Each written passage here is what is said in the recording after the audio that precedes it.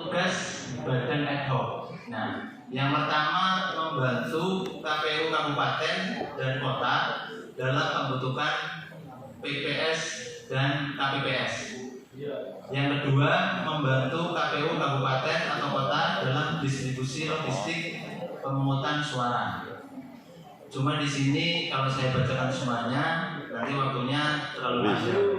Jadi lanjut saja, nanti materinya saya share ya. Iya. Setuju ya? Cocok.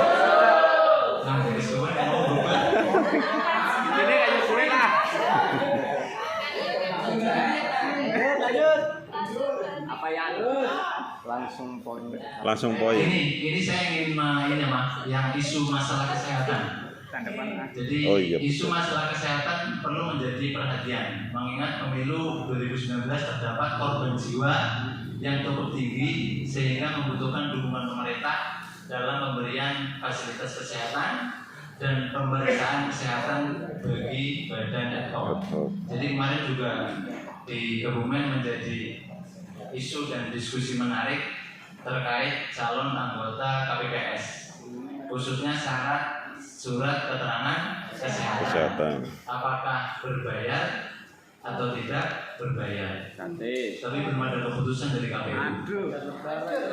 KPU sedang mengupayakan kepada dinas kesehatan untuk meminta keringanan begitu, yang nanti diturunkan ke puskesmas terdekat begitu, sehingga nanti teman-teman calon anggota KPPS untuk mendaftar KPPS di mana surat kesehatan merupakan syarat yang wajib, nanti ada keringanan biaya. Semoga saja ya. Amin. Karena sama, tidak hanya surat keterangan kesehatan, tapi ada cek apa? Gula darah dan kolesterol. Itu yang berbayar di situ. Kalau yang lain gratis. Hah? Tapi jangan apa-apa. Soalnya apa?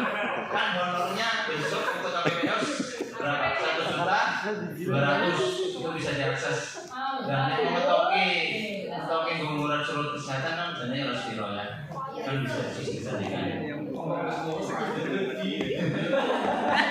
Lanjut mas. Nah ini untuk dasar hukum pembentukan badan ad hoc. Yang pertama Undang-Undang Nomor 7 Tahun 2017 tentang Pemilihan Umum, yaitu pasal 59. Di sana disebutkan beberapa syarat untuk calon anggota KPPS. Bulan Agustus Ketua KPU RI membuat sebuah pernyataan, salah satu syarat umur calon anggota KPPS itu berumur 17 sampai 50 tahun.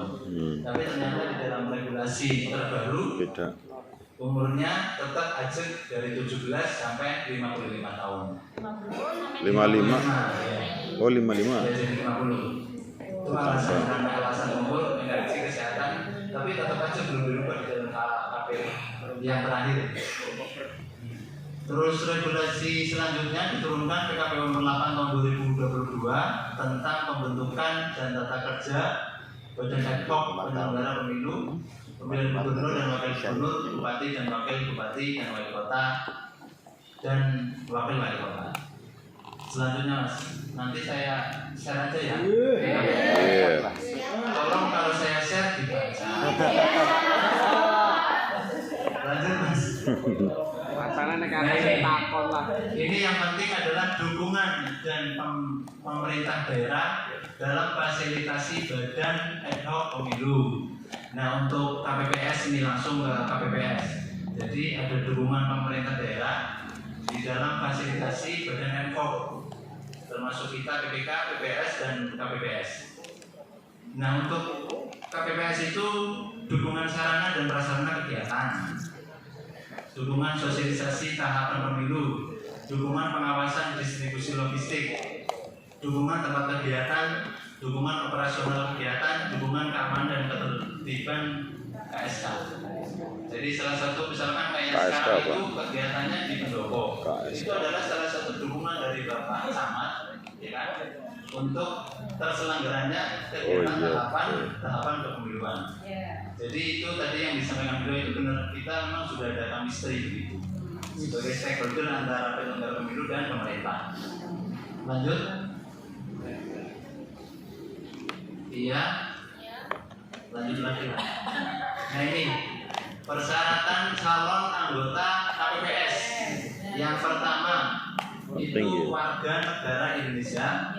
Yang kedua berusia paling rendah 17 tahun dan diutamakan paling tinggi 55 tahun bagi KPPS. Yang ketiga setia kepada Pancasila sebagai dasar negara, Undang-Undang Negara Republik Indonesia tahun 1945. Mempunyai integritas, pribadi yang kuat, jujur dan adil. Selanjutnya ini mampu secara jasmani, rohani dan bebas dari penyalahgunaan narkotika. Jadi nanti ini BPS benar-benar mengecek berkas dokumen calon anggota KPPS. Selanjutnya ini untuk penjabarannya terkait syarat calon anggota KPPS. Misalkan di poin pertama adalah warga negara Indonesia. Dokumen persyaratannya adalah apa? Fotokopi kartu tanda penduduk elektronik.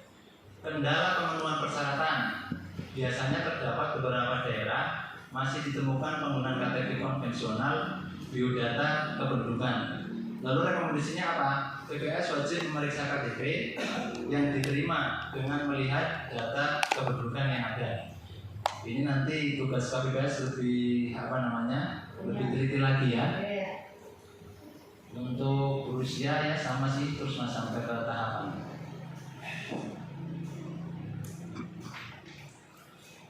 Selanjutnya ke tahapan Filing barangan ayo. Biasanya ada filing. Ini dokumennya ya. Dokumennya itu pertama surat pendaftaran sebagai calon anggota PPK, PPS atau KPPS. Jadi dokumennya itu sama seperti kita saat mendaftar sebagai badan ad hoc baik di PPK atau PPS. Nah ini konteksnya adalah KPPS. Surat pendaftaran, fotokopi KTP, fotokopi jasa. Nah untuk KPPS besok untuk pemilu 2024 itu pendidikan minimal SMA. Minimal SMA. Tapi hal terburuk misalkan tidak ada sumber daya manusia untuk pendidikan tingkat SMA, yaitu pakai surat pernyataan bisa bahasa tulis dan menulis. Oh betul ya. Tapi surat pernyataan ini di skip dulu, lebih kepada ikhtiar pengusaha bahwa nanti ada calon anggota PPS yang pendidikannya minimal SMA. Kemarin Bu Banas selaku ketua menyampaikan akan bekerja sama dengan beberapa perguruan tinggi dan mahasiswa yang berdomisili di desa-desa untuk disosialisasikan ikut berpartisipasi sebagai anggota KPPS. Jadi nanti misalkan ada mahasiswa yang ikut daftar itu bisa dimobilisasi oleh teman-teman PPS ya. Gitu. Saya hanya menyampaikan aman. Terus surat pernyataan bermaterai, surat keterangan sehat jasmani dan rohani dari Puskesmas, daftar riwayat hidup, foto 4x6 dan sebagainya. Nah ini untuk tahapan pembentukan KPPS. Yang pertama pengumuman pendaftaran calon anggota KPPS. Teman-teman sudah dapat itu jadwalnya. Pengumuman mulai tanggal berapa? Sampai tanggal 15.